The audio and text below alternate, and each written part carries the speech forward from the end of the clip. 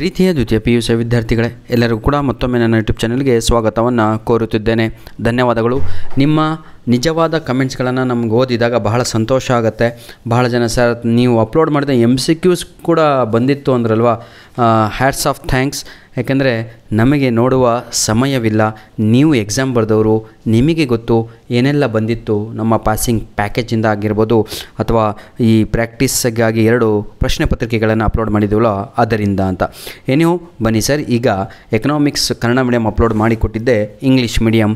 Choice of technology is related to which of the following economic problem ಅಂತ ಇದೆ. ಬಹಳ ಈಸಿಯಾದಂಥ answer how to produce is the right answer. Option B is the right.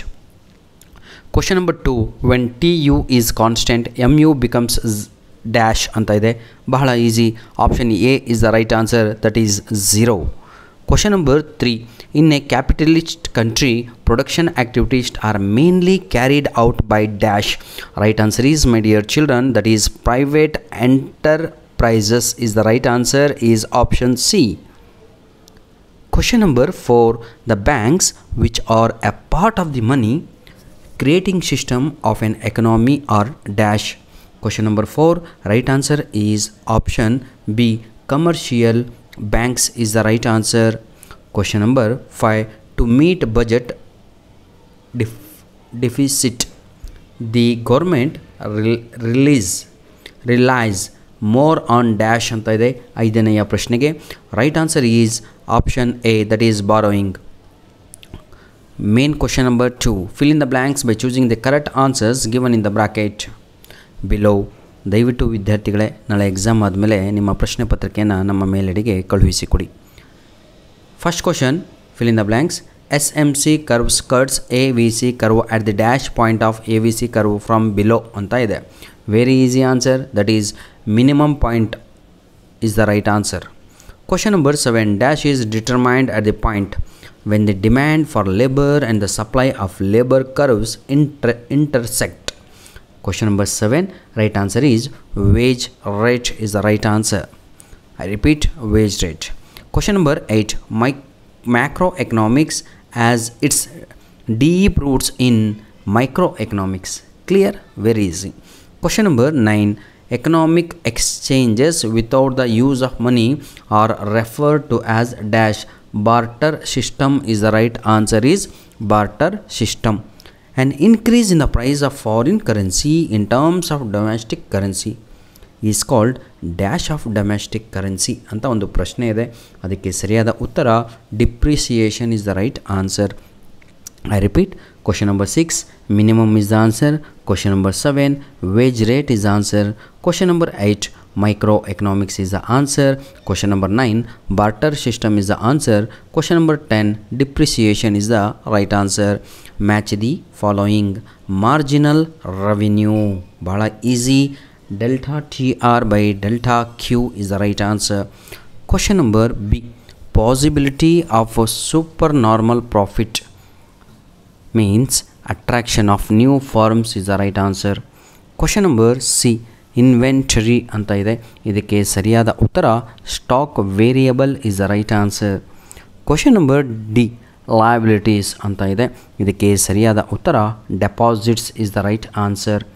Question number E, floating exchange rate. Right answer is flexible exchange rate is the right answer. My dear children, now we are in main question number 4 in part A. Answer the following questions in a word or in a sentence ಅಂತ ಇದೆ. ಭಾಳ easy. ಬನ್ನಿ, give an example for mixed economy ಅಂದರೆ ನಮ್ಮ Bharat, India is the answer. Question number 13, a firm spends ₹100 on fixed input to produce 20 pens. ನೋಡಿ, 100 ರೂಪಾಯಿಯನ್ನು ಖರ್ಚು ಮಾಡಿದ್ದಾರೆ, 20 ಪೆನ್ಗಳನ್ನು ತಯಾರಿಸಿದ್ದಾರೆ. Find the average fixed cost of the firm. ಎಂಥ ಮೂರ್ಖರಿರಬೇಕು, ಇಂಥ ಪ್ರಶ್ನೆಯನ್ನು ಕೇಳಿದ್ದಾರೆ, ಹೌದಲ್ವಾ? 100 divided by 20, right answer is 5. 25 100, 5 ಅನ್ನೋದು ಉತ್ತರ. Name the well non work of Adam Smith ಅಂತ ಪ್ರಶ್ನೆ ಇದೆ. ಇದು ಭಾಳ ಈಸಿ ಅಲ್ವಾ? The western of Nations is the right answer. Question number 15, give an example of digital transactions ಅಂತ ಇದೆ. ಪ್ರತಿಯೊಬ್ಬರು ಕೂಡ ಅದೇ ಮಾಡ್ತಾ ಇರೋದು. UPI ಪೇಮೆಂಟ್ ಅನ್ನುವಂಥದ್ದು ಸರಿಯಾದ ಉತ್ತರ ಆಗಿರುತ್ತೆ. ಎಕ್ಸ್ಪ್ಯಾಂಡ್ FRBMA ಅಂತ ಇದೆ ಪ್ರಶ್ನೆ. ದಯವಿಟ್ಟು ಇದಕ್ಕೆ ನೀವೇ ಉತ್ತರ ಕೊಟ್ಟರೆ ಮನಸ್ಸು ಬಹಳ ಸಂತೋಷ ಆಗುತ್ತೆ. ಧನ್ಯವಾದಗಳು. ನಿಮ್ಮ ಪ್ರೀತಿ ಸಹಕಾರ ಸದಾ ನಮ್ಮ ಜೊತೆ ಹೀಗೆ ಮುಂದುವರಿಯಲಿ. ನಿಮ್ಮ ಅಮೂಲ್ಯವಾದ ಸಮಯವನ್ನು ನಮಗೆ ಕೊಟ್ರಿ. God bless you all. Do well, write well, do hard work. Still you have time.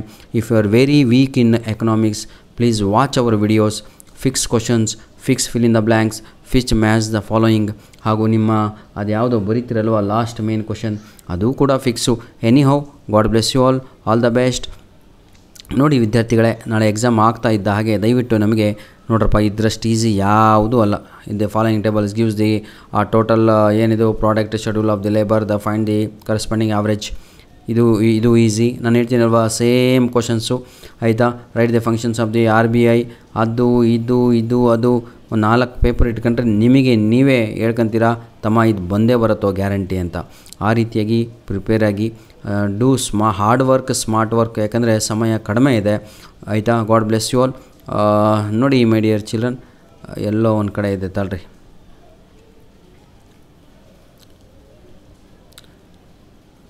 ಎಲ್ಲಿದೆ ಎಕ್ಸಾಮಿಗೆ ಬರುವಂಥದ್ದು ಎಲ್ಲೋ ಹೋಯ್ತು. ಎನಿಹೌ, ಧನ್ಯವಾದಗಳು. All the best. Do well.